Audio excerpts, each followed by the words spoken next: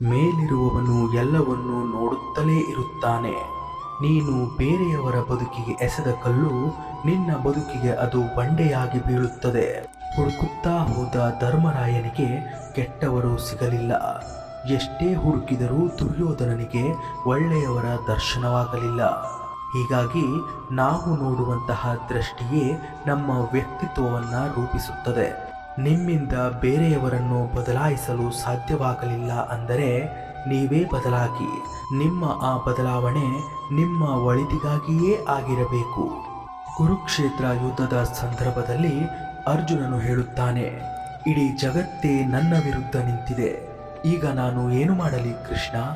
ಆಗ ಶ್ರೀಕೃಷ್ಣರು ಹೇಳುತ್ತಾರೆ, ಚಿಂತೆ ಯಾಕೆ ಅರ್ಜುನ, ನಾನು ನಿನ್ನ ಜೊತೆಗಿಲ್ಲವೇ? ಕೊಲ್ಲಲು ಅಂತ 100 ಜನರಿದ್ದರೆ ಕಾಪಾಡೋಕೆ ಅಂತ ಒಬ್ಬನು ಇದ್ದೇ ಇರುತ್ತಾನೆ, ಅವನೇ ಆ ಭಗವಂತ. ಕೃಷ್ಣನಿಗಾಗಿ ತನ್ನ ಕುಟುಂಬವನ್ನೇ ಬಿಟ್ಟು ಬಂದಂತಹ ರುಕ್ಮಿಣಿಯು ಕೃಷ್ಣನ ಹೆಂಡತಿಯಾದಳು. ಆದರೆ ಕುಟುಂಬಕ್ಕಾಗಿ ತನ್ನ ಪ್ರೀತಿಯನ್ನೇ ತ್ಯಾಗ ಮಾಡಿದ ರಾಧೆಯು ಕೃಷ್ಣನ ಪ್ರೇಯಸಿಯಾಗಿಯೇ ಉಳಿದಳು. ನಡೆಯುವ ಹಾದಿಯಲ್ಲಿ ಚುಚ್ಚುವ ಮುಳ್ಳುಗಳಿದ್ದರೆ ಪಾದರಕ್ಷೆಯನ್ನ ಮೆಟ್ಟಿ ನಡೆ.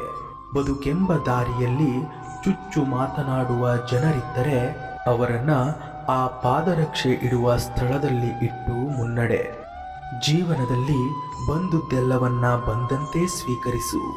ನಮ್ಮ ಬದುಕೇ ಒಂದು ಹೋರಾಟ. ನಾವು ಮಾಡುವ ಕಾರ್ಯವನ್ನು ಪ್ರಾಮಾಣಿಕವಾಗಿ ಮಾಡಬೇಕು. ಏನು ಆಗಬೇಕೋ ಅದು ಆಗೇ ತೀರುತ್ತದೆ. ಅದನ್ನು ತಪ್ಪಿಸಲು ಯಾರಿಂದಲೂ ಸಾಧ್ಯವಿಲ್ಲ. ಹೀಗಾಗಿ ಚಿಂತೆ ಬಿಡು, ಬರುವುದೆಲ್ಲವನ್ನ ಬಂದಂತೆ ಸ್ವೀಕರಿಸು. ನಮ್ಮ ಜೀವನವು ಮಹಾಭಾರತವಿದ್ದಂತೆ. ಅಲ್ಲಿ ನಾವು ಕರ್ಣನಂತಹ ಒಳ್ಳೆಯ ಗೆಳೆಯನನ್ನ ಆರಿಸಿಕೊಳ್ಳಬೇಕು ಮತ್ತು ಕೃಷ್ಣನಂತಹ ಉತ್ತಮ ಮಾರ್ಗದರ್ಶಕನನ್ನ ಹುಡುಕಿಕೊಳ್ಳಬೇಕು. ಇದರಿಂದ ನಮ್ಮ ಜೀವನವು ಪಾವನವಾಗುತ್ತದೆ. ಗೊಂದಲಕ್ಕೆ ಒಳಗಾದ ಮನಸ್ಸು ಬೆಳಕಿನಲ್ಲಿಯೂ ತನ್ನ ದಾರಿಯನ್ನ ತಪ್ಪುತ್ತದೆ.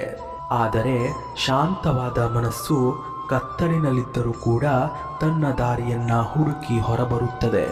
ಹಾಗಾಗಿ ನಿಮ್ಮ ಮನಸ್ಸುಗಳನ್ನು ಆದಷ್ಟು ಶಾಂತವಾಗಿಟ್ಟುಕೊಳ್ಳಿ. ನಿಮಗೆ ಸಾಧ್ಯವಾದರೆ ಬೇರೆಯವರ ಕನಸುಗಳಿಗೆ ಮೆಟ್ಟಿಲುಗಳಾಗಲು ಪ್ರಯತ್ನಿಸಿ. ಆದರೆ ಆ ಮೆಟ್ಟಿಲುಗಳನ್ನು ಒಡೆಯುವಂತಹ ಸುತ್ತಿಗೆಗಳಾಗಬೇಡಿ. ನೀವು ಭಗವಂತನಲ್ಲಿ ಹೀಗೆ ಬೇಡಿಕೊಳ್ಳಿ, ಭಗವಂತ ನನಗೆ ಕಷ್ಟ ಕೊಡು, ಆದರೆ ಕೊರಗುವಷ್ಟು ಬೇಡ. ಸುಖ ಕೊಡು, ಆದರೆ ನಿನ್ನನ್ನೇ ಮರೆಯುವಷ್ಟು ಬೇಡ.